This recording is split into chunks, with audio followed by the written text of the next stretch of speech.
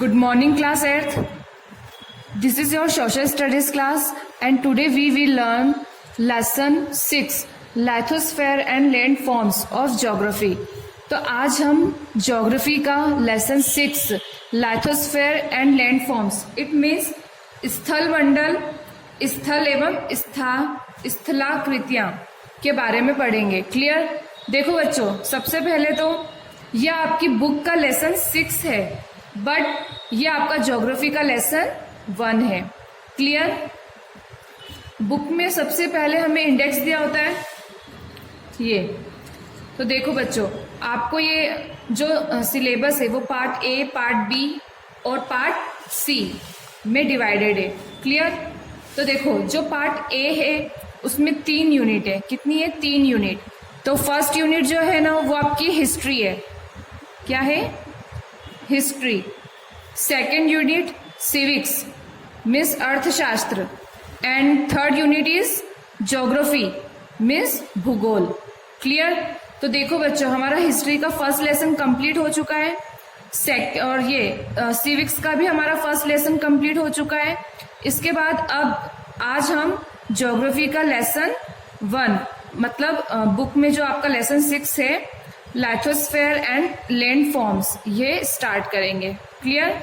तो पहले हमने हिस्ट्री का लेसन 1 ले लिया, फिर हमने सिविक्स का एक लेसन ले लिया, अब हम ज्योग्राफी का एक लेसन लेंगे. इसके बाद हम फिर से ज्योग्राफी लेंगे, फिर सिविक्स लेंगे और फिर हिस्ट्री. ओके? तो हम 1 बाय 1 तीनों पोर्शन में से एक एक लेसन सॉल्व करते जाएंगे. इससे आपका सिलेबस भी कंप्लीट हो जाएगा और आपको सोशल साइंस बोरिंग भी नहीं लगेगा. ओके? तो चलो आज हम ज्योग्राफी का lesson 1 lithosphere and landforms start करते हैं. The origin of the earth dates back to 400 billion years, and since then many changes have occurred. About 29% of the earth is surrounded by lithosphere, while 71% by hydrosphere, and both are surrounded by the cover of air. Thus the main spheres of the earth are lithosphere, hydrosphere and atmosphere. The lithosphere is an important part of the earth. The crust of the earth on which the lithosphere is an important part of the earth. Repeat हो गया. The crust of the earth on which we live is not uniform anywhere. There are big mountain ranges, mighty rivers and valleys, and in some places extensive plains and plateaus. The outer crust of the earth where people live is called lithosphere. Changes continue to take place on the surface of the earth. There are 2 types of changes which are seen on the surface. First, sudden changes, and second, slow changes. Both the above changes are caused by the activities of internal and external forces.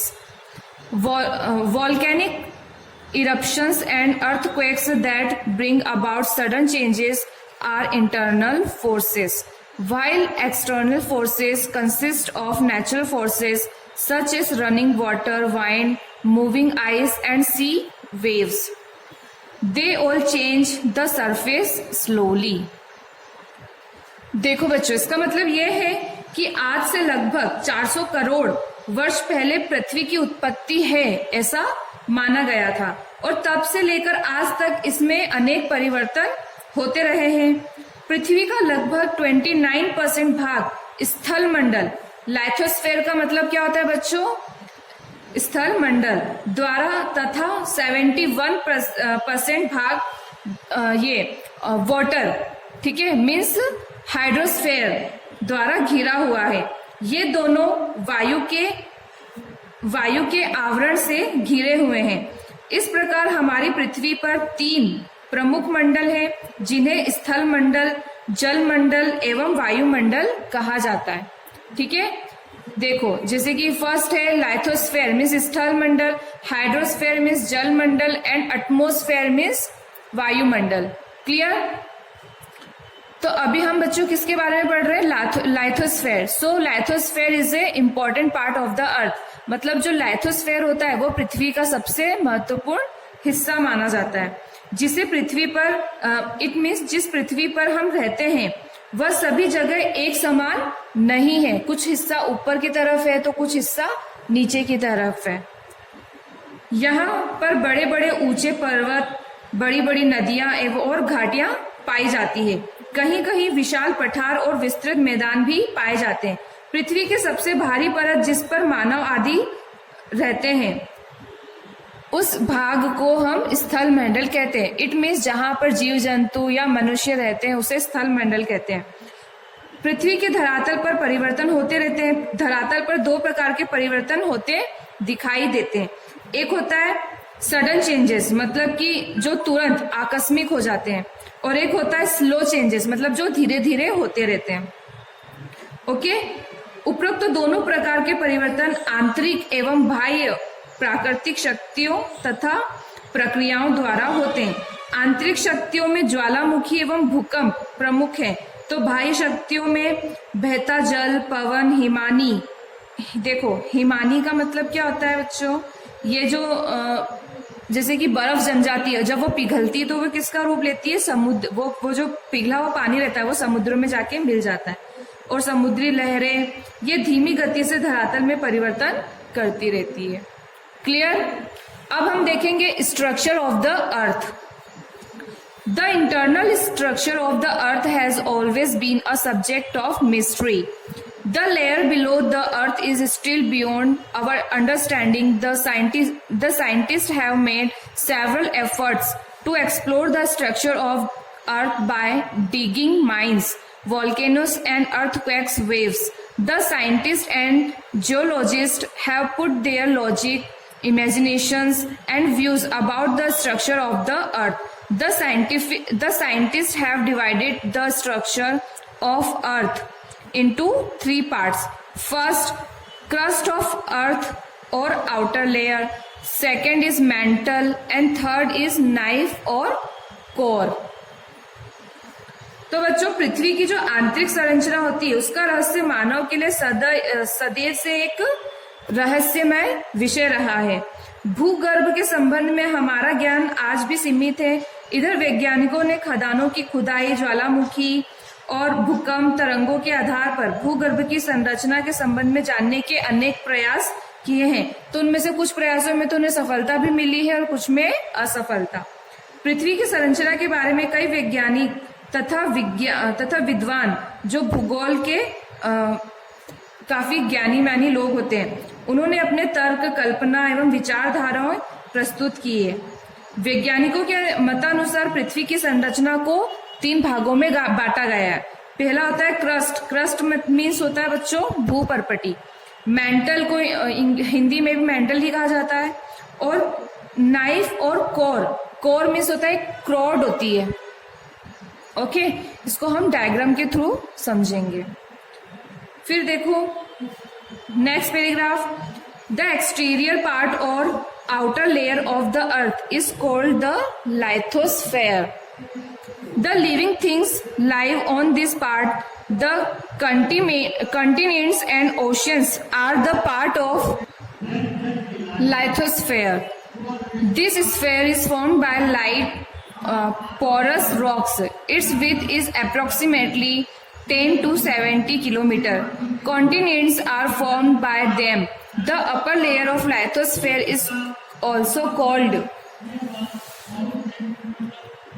Cl. There is prominence of silica and aluminium mostly in this part. It means देखो बच्चों, ये जो Cl का मतलब है, C means silica and L means aluminium. Okay? Its average density is 2.7 gram per cubic centimeter. The layer below the Cl is called CMA. It mainly contains silicon and magnesium. देखो सीमा, सी से silicon and मे से magnesium metals. Below the outer layer of the earth lies mental. It's depth is between 70 to 2,900 kilometers. It has prominent minerals like olivine and pyroxene. Its approximate density is 2.9 to 4.7.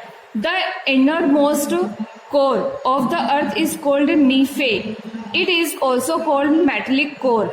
It is composed of ferrium and nickel. Has highest weight and density. Its approximate density is 13.0. This part extends from the depth of 2,900 kilometers to 6,000 inner core of the earth. The temperature inside the earth increases with depth. The temperature, pressure, internal rocks and metals. The temperature increases at the rate of 1 degree Celsius for every 32 meters depth. However, despite high pressure, internal rocks and metals do not melt but remain solid. It is all due to the pressure of outer layer. It means पृथ्वी की सबसे बाहरी व ऊपरी परत को भूपर्पटी या स्थलमंडल कहते हैं। ओके, इस पर प्राणी एवं जैव मतलब इस पे मनुष्य और जीव जंतु, पेड़ पौधे सभी पाए जाते हैं। महाद्वीप महासागरों के स्थल मंडल के ही अंग हैं। यह मंडल हल्की जलशैलों से बना हुआ है। इसकी मोटाई मतलब जो इसकी वो विड्थ होती है मतलब चौड़ाई वो लगभग 10 से 70 किलोमीटर होती है। महाद्वीपों की रचना इसी से हुई है। स्थल मंडल की ऊपरी परत को Cl भी कहा जाता है। ओके, इसमें सिलिका एवं एल्यूमिनियम दो धातुएं मिली हुई होती हैं, इसीलिए इसे Cl कहते हैं। ओके, इसका औसत घनत्व कितना है? 2.7 ग्राम प्रति घन सेंटीमीटर। इसमें Cl के नीचे की परत को सीमा कहते हैं। इसमें सिलिका और मैग्नीशियम धातुओं की परत, ठीक है, और उसके नीचे क्या होता है? मेंटल। इसकी गहराई 70 से 2900 किलोमीटर होती है। इसमें ओलिवाइन और ये pyroxene, okay, olivine and pyroxene खनिजों की प्रधानता होती है। इसका औसत घनत्व 2.9 से 4.7 होता है। इसके नीचे पृथ्वी का क्रोड है जिसे नीफे भी कहते हैं। इसे धात्विक क्रोड भी कहा जाता है। इसमें फेरियम तथा निकिल की प्रधानता होती है। इसका भार एवं घनत्व सर्वाधिक है, मतलब सबसे अधिक है। इसका औसत घनत्व 13.0 है। यह भाग 2900 किलोमीटर गहराई से 6400 किलोमीटर अर्थात पृथ्वी के भीतर मतलब अंदर की तरफ केंद्र तक फैला हुआ है। गहराई के साथ पृथ्वी के आंतरिक भाग का तापमान बढ़ता जाता है। पृथ्वी के अंदर प्रति 32 मीटर की गहराई पर 1 डिग्री सेल्सियस तापमान बढ़ जाता है। पृथ्वी के आंतरिक भाग में तापमान की अधिकता के बावजूद आंतरिक शैलें तथा धातुएं पिघलती नहीं, ठोस रहती हैं। इसका मुख्य कारण उन पर भारी परतों का दबाव बना रहता है। ये देखो बच्चों, आपको यहाँ पे एक डायग्राम दिख रहा है, पिक्चर। ये किसका डायग्राम है? इंटरनल शेप ऑफ अर्थ, मतलब पृथ्वी के अंदर की जो संरचना है वो कैसी है, वो है ये वैसा डायग्राम है। ओके, तो देखो जो पृथ्वी के जो सबसे ऊपर का जो भाग होता है ना, इसे हम क्या कहते हैं? अपर लेयर, मतलब सबसे ऊपरी परत। इसे क्या कहा जाता है? Crust means भूपर्पटी। ओके, और उसके देखो उसके जस्ट नीचे ये जो उसके अंदर का जो ये हिस्सा है इसे क्या कहते हैं हम? Cl किससे मिलके बना होता है? C से हमने यहाँ पे देखा था, C से सिलिका और L से एल्यूमिनियम। ओके, फिर उसके जो नीचे का भाग होता है उसे क्या कहते हैं हम? सीमा मीन्स ये किससे बनता है? सीमा सिलिका एंड एल्यूमिनियम से, सीमा बनता है सिलिका एंड मैग्नीशियम से। ओके, और उसके बाद जो इसके अंदर की जो संरचना होती है, सबसे अंदर की नीचे मतलब सीमा के अंदर सबसे जो बीच की जो संरचना होती है उसे हम क्या कहते हैं? क्रोड। क्या कहते हैं? कोर, और हिंदी में इसे क्रोड कहते हैं। ओके, और इसे बच्चों नीफे भी कहा जाता है। Clear?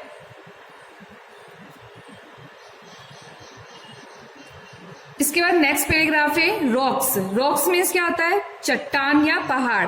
All the substance which form the crust of earth are called rocks. The word rock means hard materials such as granite and soft material like soil both go in the formation of rocks. The rocks are composed of one or more minerals. There are 3 types of rock as per formation. First होता है igneous rocks, second sedimentary rocks and third is metamorphic rocks. देखो बच्चों, rocks के बारे में आप पहले भी पढ़ चुके हो, ओके। ये मैं आपको शॉर्ट में एक्सप्लेन करूंगी। रॉक्स मतलब शेल या चट्टान। धरातल की रचना करने वाले सभी पदार्थ शेल कहलाते हैं, ठीक है। और ये किसी भी आकार या किसी भी साइज के हो सकते हैं। ये सभी अलग अलग, जैसे कि हमने देखा है कि जो पत्थर होते हैं वो सभी सेम साइज के नहीं होते, वो अलग अलग टाइप्स के होते हैं, ओके। अर्थात जिन पदार्थों से भूपृष्ठ का निर्माण हुआ है उन्हें शेल या चट्टान कहा जाता है। इनमें ग्रेनाइट की तरह कठोर तथा मिट्टी की तरह मुलायम तथा सभी प्रकार के तत्व शामिल होते हैं। ये शेलें एक या अनेक खनिजों के मिश्रण से बनी होती है। निर्माण के आधार पर शेलों के 3 प्रकार होते हैं। उसमें से फर्स्ट होता है इग्नियस। इग्नियस को हिंदी में कहते हैं आग्नेय शेल। सेकेंड इज सेडिमेंट्री मीन्स अवसादी शेल and third is metamorphic means कायांतरित शेल। तो देखो बच्चों, ये जो 3 शेल है ये आपको बिल्कुल डीपली दे रखे हैं पैराग्राफ में, ओके। तो ये आपका होमवर्क है कि आज आपको क्या करना है, ये जो 3 शेल के जो आपको 3 टाइप्स दिए हुए हैं इग्नियस, तो ये आपको पूरा आज यहां से ग्रैनुलर, ओके, आपको ये पूरा यहां तक रीड करना है, ओके। आप ये आज यहां तक रीड करोगे और इसे खुद से समझोगे। मैं आपको ये शॉर्ट में बस एक्सप्लेन कर देती हूँ।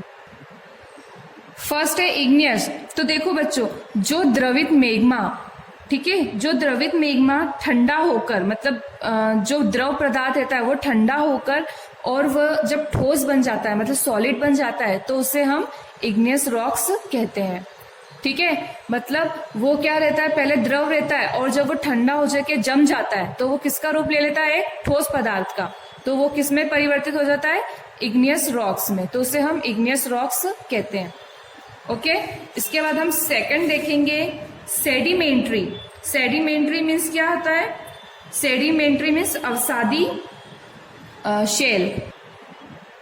देखो बच्चों, सेडिमेंट्री का मतलब होता है कि जो पत्थर लुढ़क कर या चटक कर या एक दूसरे से टकरा कर छोटे छोटे टुकड़े में टूट जाते हैं, तो इन कणों को हम सेडिमेंट्री शेल कहते हैं। क्लियर। और ये जो शेल होते हैं वो हवा, जल आदि के द्वारा एक स्थान से दूसरे स्थान पर पहुंचकर जमा कर दिए जाते हैं, मतलब जम जाते हैं। और ये अदृढ़ अवसाद बनकर दबकर एवं कठोर होकर शेल की परत बन जाते हैं। तो इस प्रकार के शेलों को अवसादी शेल कहा जाता है। एग्जाम्पल के लिए देखो बच्चों, जैसे कि बलुआ पत्थर रेत के दानों से बनता है। इन शेलों में पौधों, जानवरों एवं अन्य सूक्ष्म जीवाणुओं को कभी इन शेलों पर रहे हैं, ये जीवाश्म भी हो सकते हैं। और आप जब ये पैराग्राफ अच्छे से रीड करेंगे तो आपको अच्छे से क्लियर समझ में आ जाएगा। क्लियर। इसके बाद हम नेक्स्ट देखेंगे मेटामॉर्फिक रॉक्स। देखो बच्चों, मेटामॉर्फिक रॉक्स क्या होते हैं, ये जो इग्नियस और सेडिमेंट्री रॉक्स होते हैं, तो ये अपने इंटरनल हीट एवं प्रेशर के कारण किसमें परिवर्तित हो जाते हैं, ये अलग अलग शेप, कलर और अलग अलग इनकी अलग अलग विशेषताएं होती है, ठीक है। तो ये अपने खुद के हीट और प्रेशर के कारण ये किसमें परिवर्तित हो जाते हैं, मेटामॉर्फिक रॉक्स में, ओके। और ये जो रॉक्स होते हैं ये सबसे ज्यादा हार्ड होते हैं, मतलब कठोर होते हैं। इसीलिए इन रॉक्स का जो यूज है वो हम किस लिए करते हैं, घर बनाने में, सड़क बनाने में, इन सब चीजों में करते हैं, ओके। और एग्जाम्पल के लिए हम कह सकते हैं कि जैसे जो चिकनी मिट्टी होती है वो स्लेट में, एवं जो चूना पत्थर होता है वो संगमरमर के पत्थर में परिवर्तित हो जाता है। क्लियर। तो ये थे हमारे 3 रॉक्स। अब हम नेक्स्ट देखेंगे land forms. The land forms are of various types on the earth. The surface of or relief features of the earth are not uniform anywhere. Landforms keep on changing. The landforms as per formation process and unique characteristics can be classified into 3 categories: mountains, plateaus and plains. Okay, तो देखो इसका मतलब यह है, अब हम पढ़ेंगे landforms का मतलब होता है बच्चों पृथ्वी की संरचना. पृथ्वी की आंतरिक संरचना का रहस्य, सॉरी तो बच्चों अब हम देखेंगे लैंडफॉर्म्स. इट मीन्स स्थलाकृतियों के प्रकार. ये 3 टाइप्स के हैं. फर्स्ट है mountain, second is plateaus means पठार, and third is plains means मैदान. ओके, तो सबसे पहले हम फर्स्ट देखेंगे mountain. Mountain is a mass of land considerably higher than the surrounding area, more than 1000 meters above sea level. They have narrow or conical parks and steep slopes. Over 20% of land area on the earth is occupied by mountains. There are several types of mountains: block mountains, volcanic mountain and folded mountains. Mountains are useful for us as most of the rivers have their origin from the mountains. They also influence climate and minerals are also found in the mountains. देखो बच्चों, mountains का मतलब क्या होता है? पर्वत. और पर्वत पहाड़ ये तो हम सभी ने कहीं ना कहीं देखे ही होते हैं. ओके, धरातल का वह भाग जो अपने आसपास के भाग से अत्यधिक ऊंचा होता है, अर्थात समुद्र तल से 1000 मीटर या इससे अधिक ऊंचा हो, वह पर्वत कहलाता है. पर्वत का शीर्ष भाग कम चौड़ा चोटी नुमा, मतलब ऐसा एक चोटी जैसा ऐसा बना हुआ होता है इस टाइप से. ठीक है, तथा इसका ढाल तीव्र होता है, मतलब नुकीला होता है. पृथ्वी के संपूर्ण स्थलीय भाग के लगभग 20% भाग पर पर्वतों का विस्तार पाया जाता है. पर्वतों के कई प्रकार होते हैं, जैसे ब्लॉक पर्वत, ज्वालामुखी पर्वत, वलित पर्वत आदि, और इनके शेप भी डिफरेंट होते हैं. पर्वतों से हमें कभी लाभ होते हैं, मतलब पर्वतों से हमें कई लाभ होते हैं. ये नदियों के उद्गम स्थल होते हैं, मतलब पर्वतों से होकर ही नदियां निकलती हैं. जलवायु पर प्रभाव डालते हैं तथा इनसे खनिज पदार्थ भी प्राप्त होते हैं. ओके, नेक्स्ट हम देखेंगे प्लेट्यू. प्लेट्यू मीन्स पठार. Plateau is a broad and flat area of land rising sharply above 600 meters or more above sea level. Surrounding lowlands, they appear like tablelands. Plateaus are also of various types, like mountains plateau, continental plateau, and plain plateau. We get minerals and some of the plateaus are very fertile. It means धरातल का वह भाग जो ऊंचा, विस्तृत एवं ऊपर से मेज की भांति सपाट हो तथा समुद्र तल से 600 मीटर या इससे अधिक ऊंचा हो, पठार कहलाता है. पठार भी कई प्रकार के होते हैं, जैसे पर्वतीय पठार, महाद्वीपीय पठार, तटीय पठार आदि. पठारों से हमें कई खनिज पदार्थ प्राप्त होते हैं. कई पठार बहुत उपजाऊ भी होते हैं. Plain means मैदान. The relatively low, flat and fertile areas on Earth's surface whose elevation is usually low is known as plain. It means धरातल पर समतल, चौरस, कम ऊंचाई वाला भाग मैदान कहलाता है, जिसे हम इंग्लिश में ग्राउंड भी कहते हैं. इनकी ऊंचाई समुद्र तल से अधिकतम 350 मीटर होती है. Okay, The plain areas are found up to 350 meters.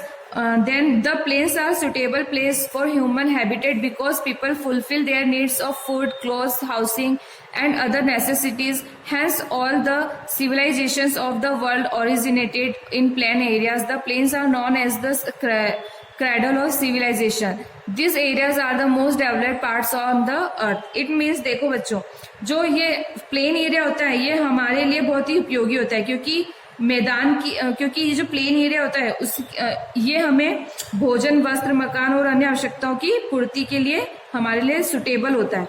इसलिए विश्व की लगभग सभी सभ्यताओं का जन्म मैदानी भूभाग में ही होता है. मैदानों को सभ्यता का पालना भी कहा जाता है. पृथ्वी के ये सबसे विकसित भाग माने जाते हैं. तो बच्चों ये था स्थलाकृतियां की प्रकार, मतलब लैंडफॉर्म्स. अब हम नेक्स्ट वीडियो में चेंजिंग लैंडफॉर्म्स देखेंगे, मतलब इसमें क्या क्या परिवर्तन होते हैं ये. Clear? So thank you and have a nice day students.